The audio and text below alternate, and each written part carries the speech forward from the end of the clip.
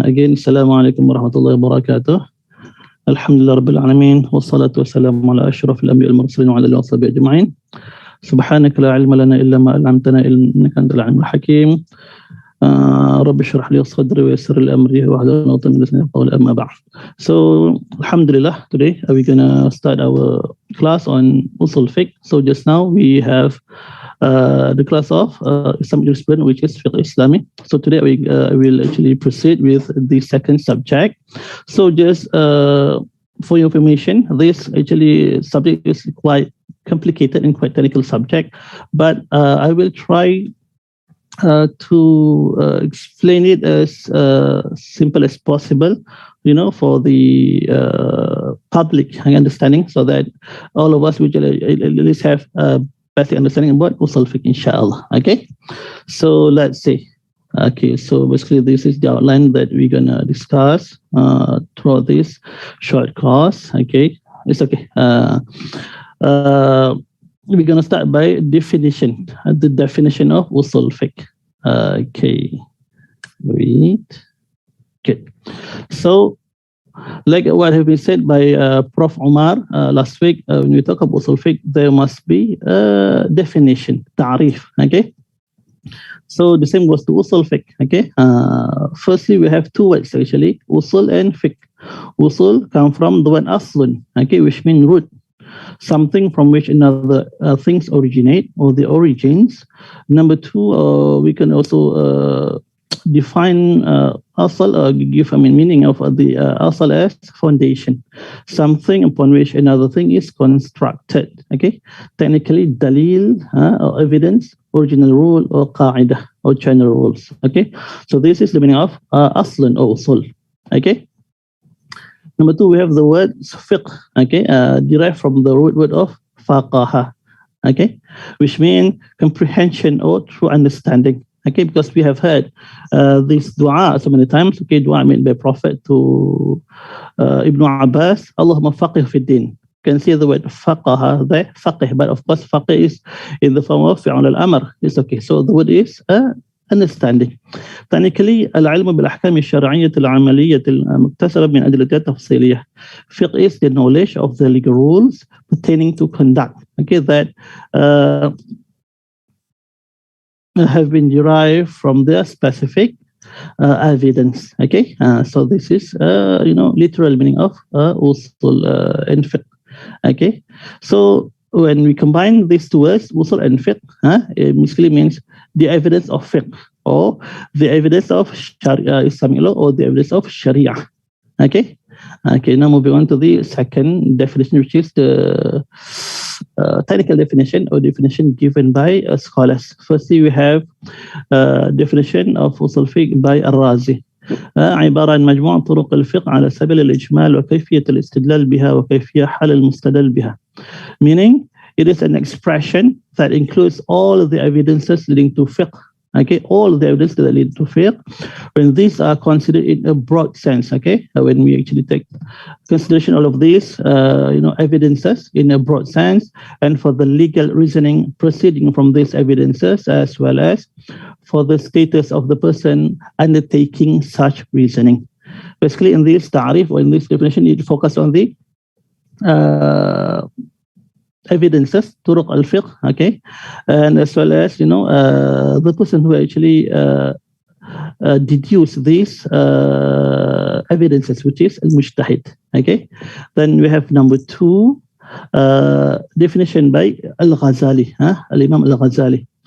عبارة عن أدلة هذه الأحكام وعن معرفة وجوه دلالتها على الأحكام من حيث الجملة لا من حيث التفصيل. Okay, so expression employed for the evidence of these legal rules and for a knowledge of the broad ways, again broad ways in which they reveal such rules and not by way of specific indication. Okay, so again we have to consider in broad sense, okay, in broad ways. Okay, in understanding, these evidences. Okay, okay. Now coming on to the fiqh and usul fiqh. Okay, actually here we want to actually see the relationship, also in the differences. Okay, So first, the relationship is basically between al-asl and the fara'. Okay, the origin and the fara', the branches or the new case. Okay, so fiqh. Fiqh is the knowledge of legal rules pertaining to conduct that have been derived from their specific evidence, okay, from adillah tafsiliyah, either from Quran, Sunnah, Ijma' Qiyas, or even the secondaries, sources of Islamic law such as istihsan, istishab, and whatnot.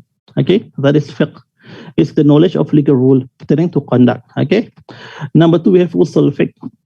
Usul al-fiqh is the discipline imparting a knowledge of the source and principle or method of interpretation. Okay, method of interpretation and legal reasoning that help the mujtahid arrive at legal rule of conduct. Okay, so here, when we talk about this, usul al-fiqh, again, it emphasizes on the, method of interpretation, how to interpret, how to, come up with legal reasoning, okay, how to arrive at legal rule of conduct. Okay, so this is usul al-fiqh. Okay. Okay. Next. Okay. So here I put here two photos. Okay. This is the simplest analogy that I can come out with about the differences between usul fiqh and fiqh. Okay. So if let's say you see the photos, your left side. Okay, you have a picture where we have, the ingredients, okay, of how to bake a cake. Okay, so here we have, the flowers, you have the eggs, okay, you have, the butter, okay, and all of the ingredients that you need. So basically, you have to have these ingredients. Okay, you have to know what is the right ingredients to bake a cake. You have to know how much sugar you should put in your mixture, how many eggs that you have to put in your mixture of a cake. Okay, and then you have to know how long that you have to bake the cake. Okay, if let's say you bake it for too long, it will burn the cake. Correct? Okay, and then you must also know, the temperature, the correct temperature to bake your cake. If let's say you set it too high, again, it will burn your cake. So this is actually usul fiqh, where you have to start from scratch. You have to know, the ingredients, how to bake it, what is the right ingredients, what is, the time that you need to bake it for, how long and why not. That is actually usul fiqh. Whereas when we talk about fiqh, it's actually the end result, the final product, which is the photo in your left, your right side. Which basically, if let's say you go to cake shop, and you simply, okay, I want that cake, I want this cake, I want the vanilla cake. And basically, you simply have the final product or final result, okay, that come out from usul fiqh. Okay, so this is the differences between usul fiqh and fiqh in simple analogy.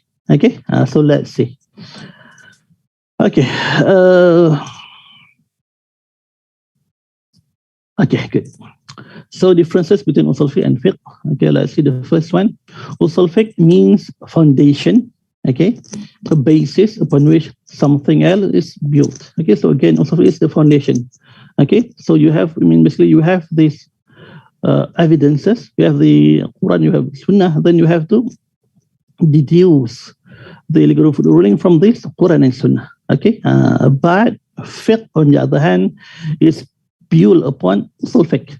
So before you can have fiqh, you must have usul fiqh first. Okay, so just now when I talk about cake, before you can actually eat a cake, you have to know what is the ingredient, what is the right time for baking cake, and what so on. Okay, so this is usul fiqh and fiqh. Number two, usul fiqh is concerned with the method. Okay, method of deducing. Okay, how to arrive at legal conclusion, and which are applied in the deduction of rules. Okay, that is usul fiqh. Whereas fiqh is more concerned with knowledge of detailed rule of Islamic law. Okay, so of course, when we talk about fiqh, you usually deal with whether this one is haram, this one is a makruh, this one is sunnah, and whatnot. Okay, this is fiqh. Okay. Number 3, usul fiqh lays down the method of interpretation and deduction. Yes, actually, in usul fiqh, if let's say you learn it, you will actually see how actually, what is the guideline to form ijtihad, to perform ijtihad. Okay, so yes, because this jurist or the mujtahid has to follow this guideline.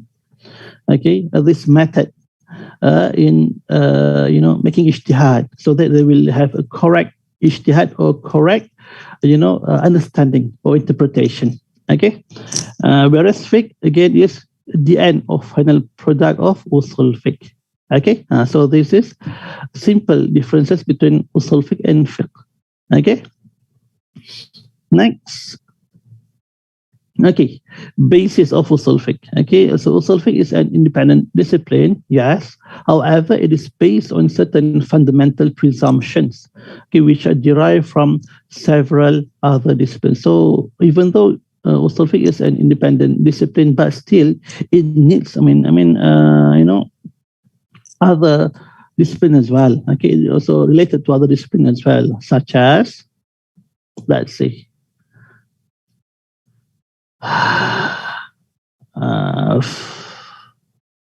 Good. So firstly, we have this, we'll start reading from the left side. We have the sources of Islamic law, the masadar al-tashri'. Then we also have the linguistic, of course, Arabic language, because when you want to be, you want to understand Quran and Sunnah, of course, you have to master the Arabic language. Okay. Number 3, we have the mantiq, ilm al-mantiq, which is unfortunately today many people actually they lose interest in learning this ilm al-mantiq. And number 4, we have ilm al-kalam or ilm al-tawheed, related to aqidah. And last but not least, ilm al-fiqh. Okay. So let's see these 5, other disciplines that are actually important to usul fiqh. Okay, firstly, general linguistic rules of Arabic. So, of course, again, when you want to understand the Quran Sunnah properly and correctly, you have to know the general linguistic of rule of Arabic language. Okay, so you have to know the classification of word into metaphorical and literal. Generalization, am and khas, the grammatical ruling in nahu wa sarf, meaning, and etc. We have to know and listen all of these, things. Number 2, ilm al-kalam, okay, scholastic theology, example, whether it is sharia or reason which decide what is right, what is wrong, or whether one can have the knowledge of right and wrong before revelation. Okay, so again, this is, from the discussion of ilm al-kalam. Okay. Number 3, we have ilm al-fiqh, to get a clear picture of the principle and sometimes used to formulate or deduce principle. Okay. And number 4, logic, ilm al-mantiq, the way in which the word convey meanings, conceptual principle taken from the interpretation and definitions. Okay. So this knowledge, this discipline also, of course, it deals with this kind of, things. They discuss about the word that can be meanings, okay, what is, principle that can benefit from certain, premises, certain word, okay, the validity of conclusion, whether certain premises or conclusion is valid based on inductive reasoning, evidence, and how it could be used to prove the claim of one who is using it, and to refute, to invalidate the contradictions. Okay, so this is logic. And 4, science of Quran and Sunnah. Okay, example here, transmission of hadith by single narrator, hadith ahad. Okay, the standard recitation of Quran. Of course, we have this, qira'at of Quran, the criteria for the jarh wa ta'dil of ilm al-hadith. Then we have nasakh wal mansukh, okay, the condition of the text of hadith and its chain of narrator. Okay, so this is related to science of Quran and Sunnah. Okay, next, objective of usul fiqh. Okay, so this is the objective of usul fiqh. Okay. Firstly, it is to help the jurist to obtain adequate knowledge of the sources of Sharia and the method of juristic deduction and inference. Yes, that is the first one. Okay. Number two, to guide the application of ijma' and qiyas, istihsan, masalih mursala, istisahab, and etc. Okay, so the knowledge of this method will help jurists to identify the most suitable method for obtaining hukum shari of a particular problem or issues. Yes, because sometimes we have various issues, and we must make sure that we are using the right method. Okay, otherwise, if let's say we use the wrong method, then it will actually lead to wrong answer or wrong result. So yes, so this is very important. Number three, to regulate ijtihad or the use of personal opinion and to guide the jurist in his effort at deducing the law from its sources or from its adillah tafsiliyah. So basically, again, Usul al-Fiqh actually help the jurist to actually regulate ijtihad, okay, to give a guideline for the jurist to to perform ijtihad.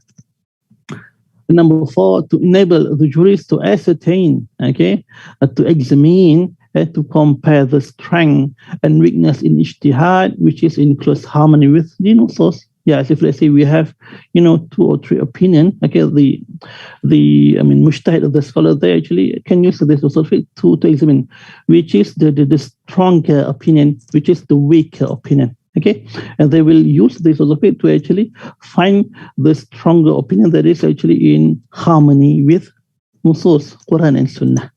Okay, okay.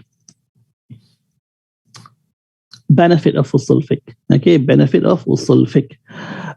Usul al-Fiqh, firstly, of course, there are many benefits, but this is some of them. Okay, firstly, Usul al-Fiqh help jurists obtain adequate knowledge of the sources of Sharia.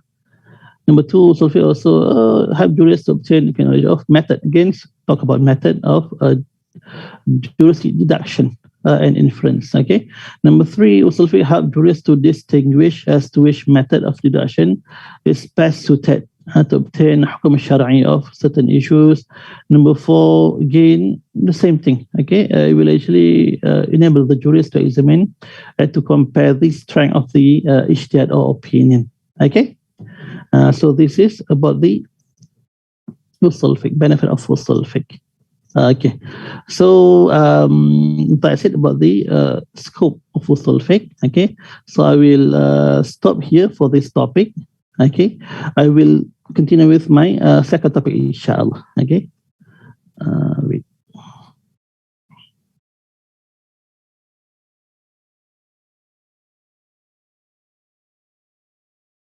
Stop sharing.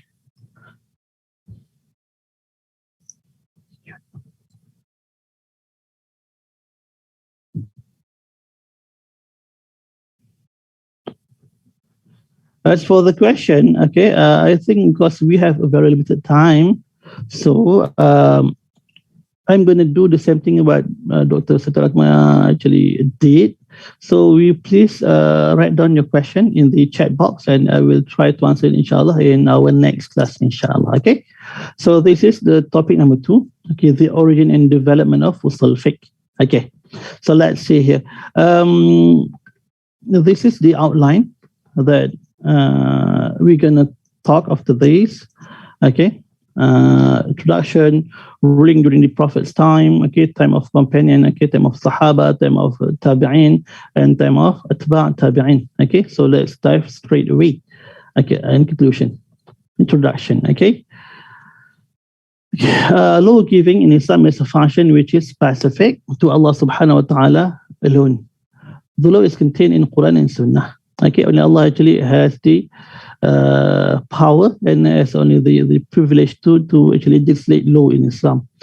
Quran is a book revealed to the Prophet ﷺ and has been transmitted to us via an indisputably authentic chain of authority. Yes. So when we talk about Quran, there is no issue whether Quran can be trusted or not. Okay, whether it is weak or strong Quran or not. There is no such issues because Quran is transmitted to us via indisputably authentic chain of authority. Okay, Sunnah consists of everything, okay, other than Quran, the Prophet, what Prophet said, okay, what Prophet did, and what Prophet actually agreed. Okay, qawlan, fi'lan, wa iqraran. This is, Sunnah. Usul fiqh has existed for as long as the fiqh or Islamic law has been known to exist. This is because Islamic law couldn't have come to being in the absence of its sources and of method with which to utilize the source materials. Okay, so of course Usul fiqh actually existed even during period of Prophet, but there is no proper compilation. There is no proper codification of fiqh during period of Prophet and even during period of Sahaba. However, it is possible to say that Usul fiqh had not been compiled and developed into science, into a proper science, until the second Islamic century. Okay, so yes, only in the second century, the Usul fiqh, started to be compiled and developed into proper discipline. Okay. Traditional jurists opinion perceive a continuous relationship between period of the Prophet, the Caliph, the Khulafa Rashidun, and the development of Usul fiqh. Okay. Continue. Sorry. Okay. So during Prophet's time, there was no such sign as Usul fiqh. Okay, because during the period of Prophet, all of the legal rulings of Sharia and the fundamental of faith would derive from Quran and Sunnah, straight forward from Quran and Sunnah. If let's say they have any problem, any issues, they will refer it to Prophet ﷺ directly. Okay.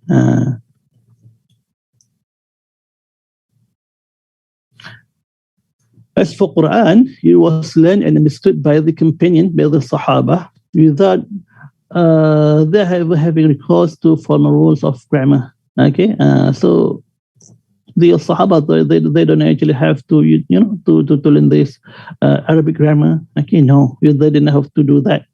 Okay, because Quran is actually revealed in their language. Likewise, endowed as they were with clear vision. Okay, because Sahaba, they are very smart person, very clever, very brilliant person. They have a clear vision, they have sharp wits. Okay, they have common sense. They readily understood the aim of the lawgiver and the wisdom behind his legislation. Okay, so this is the situation. Okay, during Prophet era. Okay. The Sahaba, they're not only clever, but they have this, common sense, which actually lost during our time now. What we have today is nonsense, sadly. Okay. As for the Sunnah, the part of Sunnah which consisted of the Prophet's word was in the companion, the Sahaba own language. So they knew its meaning. Yes, they understand it, correctly. And they understood the phrase and the context. Okay. So this is the Sunnah.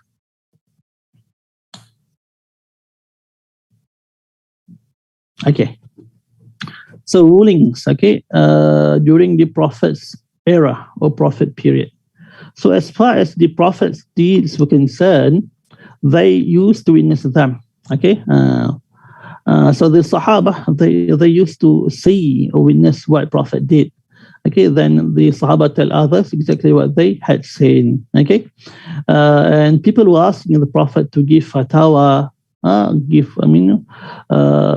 opinion concerning various matters, various issues, and the Prophet did so. Cases were referred to him, and he would pronounce his judgment. Okay, so again, it is very simple setting during that time. If let's say they have problem, they will actually directly ask the Prophet. Okay, problems would rise among the Sahaba, and the Prophet, would give definite answer whether the problems concern mutual relations, personal conduct, or various political matters. Okay, so this is how the ruling actually given during the period of Prophet Sallallahu Alaihi Wasallam. Okay, let's see the example here. Okay. Example number 1.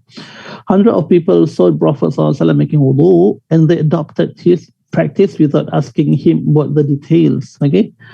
Such as which of various actions in wudu were obligatory, which were recommended, which were merely allowed, and which were not. Okay, so basically during this time, the Sahaba, they focus on imitating what the Prophet did.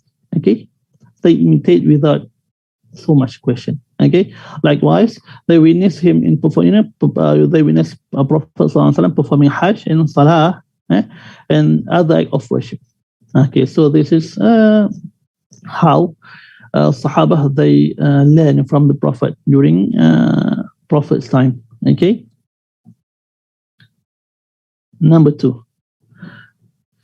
Example number 2, narrated by Jabir radiallahu anh. We set out in the army of Al-Khabat, and Abu Ubaidah was the commander of the troop. Okay, so what happened? This, army, Muslim army, they were stuck with severe hunger, and the sea threw out dead fish, the like of which they had never seen. It was called Al-Ambar. Al-Ambar, today we call it as whale. Whale. Okay, very big fish. We ate of it for half a month or so. You can see how big the fish is. I mean, the fish was. They ate it for half a month. Abu Ubaid al-Jarrah here took and fixed one of its bone, and a rider passed underneath it. Okay, so underneath it without touching it. Jabir added, Abu Ubaidah said to us, eat of that fish. Okay, when we arrived at Medina, we informed the Prophet about that, and Prophet said, eat, for it is food Allah has brought out for you, and feed us if you have some of it. So they had it together with them, and they gave it to Prophet, and Prophet ate it. Okay, so this is the example how, Prophet actually gave the ruling during his time. Okay,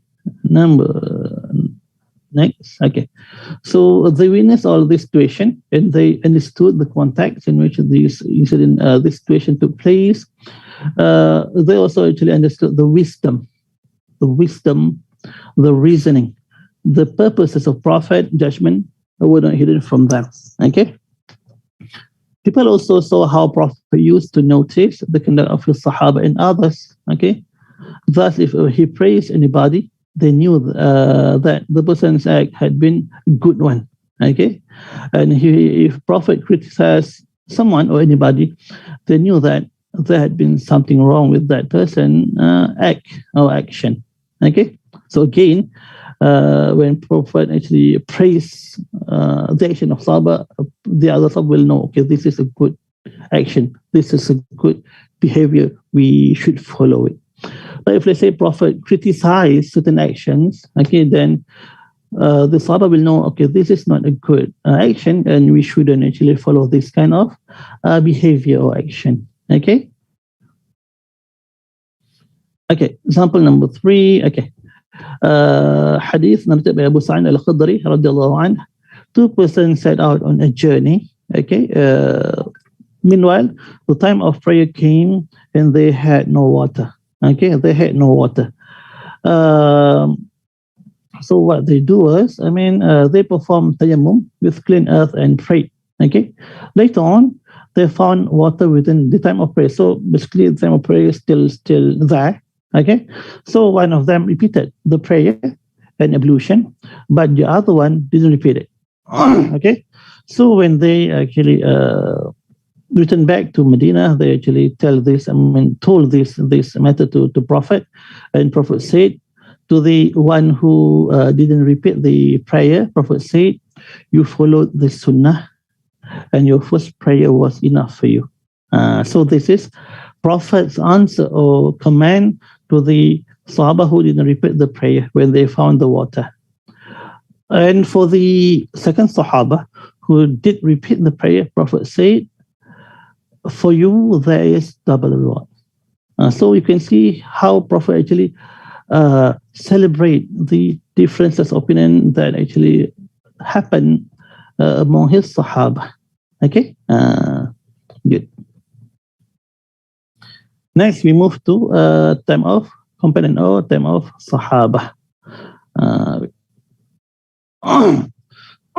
Sorry. So after the death of Prophet ﷺ, the Sahaba were spread out. Actually, they move out from Medina. They move out to various part of Muslim world. Okay, some of them moved to Kufa. Some of them moved to Sham. Some of them moved to Basra. And some of them actually go back to Mecca and whatnot. Okay, so they spread in different part of Muslim world or Muslim territory. So they were approached by people of their regions for decision regarding various problems. Of course, when they actually go to new territory, they will become the reference there. People will come to them and asking fatwa from them, okay? Because they don't know this. Sahaba is actually, Sahaba, they Sahaba actually learn from Prophet. They know that this Sahaba is actually knowledgeable Sahaba, so they actually ask fatwa from this Sahaba, okay? So when this happened, this Sahaba, they have to actually give decision, give fatwa based on the understanding of Quran and Sunnah. Okay. It is also noticed that the vast majority of legal injunction will form as consultative legislation. Yes. Okay. So of course, during the period of Sahaba, after Prophet actually passed away or demise, Sahaba, in issuing fatwa, usually they actually can consult each other. Okay, they will ask the other Sahaba, and even during period of Sahaba, they can easily make ijma', because a lot of kibar of Sahaba or even sigar of Sahaba, actually they were still staying in Medina, so it is easy for them to consult with each other. They can make ijma', okay, to come on with a fatwa. Okay, so this is this photo. Okay, to show you, okay, the Sahaba, they actually stay. Some of Sahaba actually stay in Medina, and some of them actually move to other place. For example, in Medina, we have in the upper part, on the left side, we have Uthman bin Affan, we have Abdullah bin Umar. We have Aisha bin Abu Bakr binti Abu Bakr, Zawjat Rasulullah. We have Abdullah ibn Abbas, and you have Zaid ibn Thabit. So these are among the Sahaba, the scholars among Sahaba that actually stayed in Medina. Okay, then in Kufa, we have like Abdullah bin Mas'ud, Ali bin Abi Talib, bin Umar al-Khattab. Okay, they are actually all in Kufa. Okay, so you can see. You have two main headquarters for Sahaba during this time, Medina and Kufa. And of course, these headquarters actually later will actually come up with their own, method of, deduction later on. Okay, continue. Okay. Sorry. Okay, so here you can see that. Okay, in Medina they will call us Al-Hadith or traditionalists, and in Kufa they will call us the rationalists or Mirsa al-Ra'i. Okay, continue. Okay, time of company again. I continue. They also practice individual ijtihad as well as collective ijtihad, which is ijma' to resolve problems. However, during this time, there was no stressing need. Okay, there is no urgency for developing sign of Usul al-Fiqh, though it existed with fiqh. Okay, so still during this time, there is no need to properly codify and compile the Usul al-Fiqh. Okay, some of principle of Usul al-Fiqh actually was already used by the Sahaba. So let's look. Okay, example here. Okay, this is for example. Okay, Abdullah bin Mas'ud expressed his opinion that waiting period, the iddah period of pregnant widows, and with birth of child. Okay, he argued in support of his opinion on the basis of the following Quranic verse. We have this verse: وَأُولَاتِ الْأَحْمَالِ أَجَلُهُنَّ يَضَعْنَ حَمْلَهُنَّ. And the pregnant woman, their term is until they give birth. This is the first verse. Talk about this iddah period, and then we have another verse. Okay, but this verse seems to conflict with the following Quranic verse, which prescribe the general rule about waiting period, the iddah period for widows. We have the very famous verse, okay, وَالَّذِينَ يَتَوَفَّوْنَ مِنْكُمْ وَيَذَرُونَ أَزْوَاجًا يَتَرَبَّصْنَ بِأَنفُسِهِنَّ أَرْبَعَةَ أَشْهُرٍ وَعَشْرًا. And those of you who died and leave widows behind, their wife, okay, shall wait by themselves for 4 months and 10 days. So right now we have two opinions. First one, the iddah period will end when the wife give birth. But number two, we have another verse that said the wife have to wait for 4 months and 10 days. So which verse should we follow? So here, the issue actually has started to happen. So here, what someone did was, okay, he reconciled, harmonized these two conflicting verses by saying that Surah Al-Talaq, okay, the first verse that said the iddah period will end with the giving birth, was revealed after Surah Al-Baqarah. By this statement, he referred to the judicial principle that the latter verse repeal or partially modifies the former verse. Though he didn't expressly mention this principle, here we have the principle of nasakh wal mansukh. Okay, so here, according to Ibn Mas'ud, he said because the Surah Al-Talaq was revealed later after Surah Baqarah. So basically, it says Surah Al-Baqarah, which we begin revealed first, only then comes Surah Al-Talaq. So here, the Surah Al-Talaq will actually repeal the Surah Al-Baqarah in this, in this issue. Okay, so you can see how the Sahaba, they apply this Usul al-Fiqh principle in their fatwa. Okay? Time of successors or tabi'in. Okay. Oh wait, sorry. Okay. So format of Islamic law, fiqh, was based on the concept and view that had been inherited from both Prophet and Khulafa al-Rashidun and other scholarly companions, okay, scholarly Sahaba. So the Tabi'in took their legal stand based on the opinion expressed by the Sahaba, as they acquired knowledge directly from the Sahaba. So they, of course, they will follow the Sahaba, their teachers, and they will also, rely on the Hadith, okay, in their, opinion. Okay, so basically, during the period of Sahaba, these are the source of ijtihad, source of tashri'. Wait.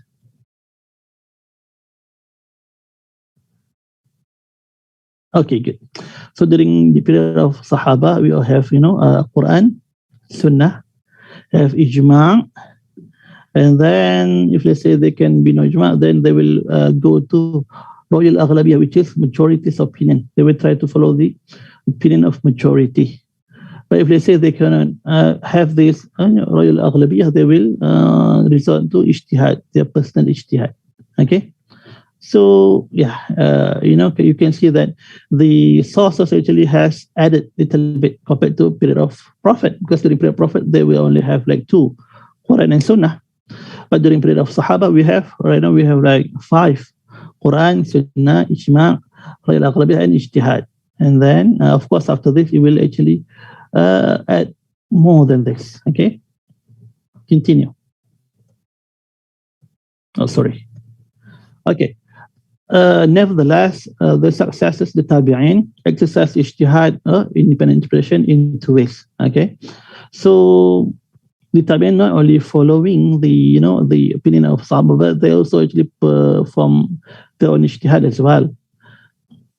Firstly, they were not afraid of making preference to the opinion of companion over another. So if let's say they have like 2 or 3 opinion of Sahaba, so they actually will choose one opinion that is stronger according to them. This is how they actually make ijtihad one way, okay, in one way. Number 2, they exercise their own ijtihad by considering the reason. What is the reason? What is the illah behind previously made injunction, behind the previous opinion of Sahaba, and they also will take account into the interest of public in making the ijtihad. So they will find the illah from the opinion of Sahaba, and they will also actually look into the interest of the public, and then they will make their own ijtihad. Okay, so this is two ways how tabi'in exercise ijtihad during their time. Okay.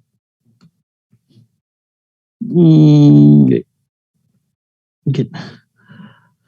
Continue. At this point, there was disagreement among scholars. Of course, I mean, concerning vertical issues. I mean, of course, when we have a lot of people come on with their own opinion, of course, there will be disagreement.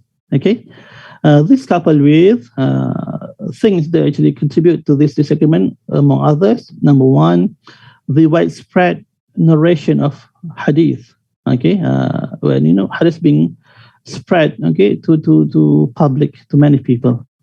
Number two, the emergence of school of hadith, madrasa al-hadith, and the school of opinion or rationalist, madrasa al-ra'yi, which led to the creation of two basic viewpoints with regard to how the law, how Quran and Sunnah should be understood. Okay, the first school of thought resorted to the text only; they only follow the text. Okay. While the second school of thought, which is al-Ra'i, they recognize the need for individual reasoning, okay, in order to reach an injunction beside the text. So the al-Ra'i, I mean, instead of they following the Quran and Sunnah literally, they also, I mean, they have for them they are need to actually find what is the illah, what is the reason for that particular opinion being made. Okay, so we can see now during this, tabi'in period, we only have these two school of thought: madrasa al-hadith, madrasa al-ra'i. Okay. Oh, sorry. Okay. So these principles manifested themselves in the legal reasoning of the jurists, okay, who used to refer to the command of the Sharia, Quran and Sunnah, along with their proof, okay. The disagreement among the jurists were an outcome of the interpretation and the principle employed by them to substantiate their point of view, yes. Okay, so of course, again, the disagreement or the difference of opinion actually is bound to happen, okay. Because even during the period of Prophet ﷺ, like just now we talk about two Sahaba who actually they were actually during the journey. Some of them actually they couldn't find the water. Some of them actually repeat the salah, and the other one didn't repeat the salah. So even during the Prophet, we can see that there is actually the disagreement among the Sahaba. But of course, they can refer to the Prophet. Again, after Prophet Estimas, this actually happened. The disagreement happened a lot more, and during the period of Tabi'in, there will be a lot more disagreement among the Tabi'in. Okay.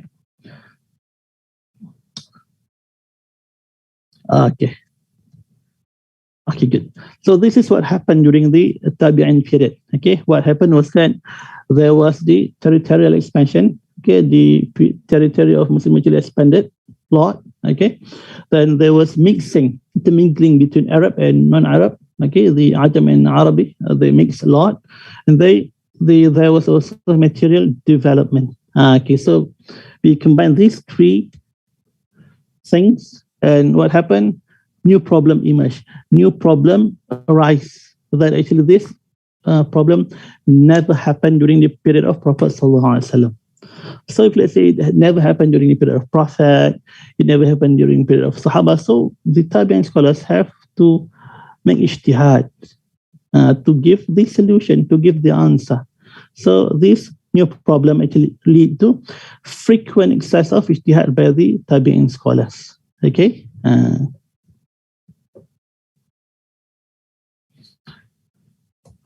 Okay. In the long run, exclusive work on Usul al-Fiqh came into being. Okay, the first work reportedly produced on Usul al-Fiqh was Kitab al-Ra'i by Abu Hanifa. In this work, he described method of derivation of rule from Quran and Sunnah. After that, he was followed by his two disciples, okay, Shaykhan Abu Yusuf and Muhammad ibn Hasan al-Shaybani, who produced Kitab Usul and Usul al-Fiqh respectively. After that, Shafi'i produced his renowned treatise known as Al-Risala. Okay. Inclusion. Usul al-Fiqh as an academic discipline dealing with the principle and doctrine of developing fiqh practically has been in place ever since the very inception of fiqh. Although the jurists from the time of Sahaba didn't articulate them as definite sign of methodology for discovering the law. Yes, okay. Imam Abu Hanifa and Imam Malik used to follow some legal norm and principle in their ijtihad. However, Usul al-Fiqh was developed into systematic comprehensive science of legal methodology for the first time by Shafi'i towards the end of 2nd century. Okay.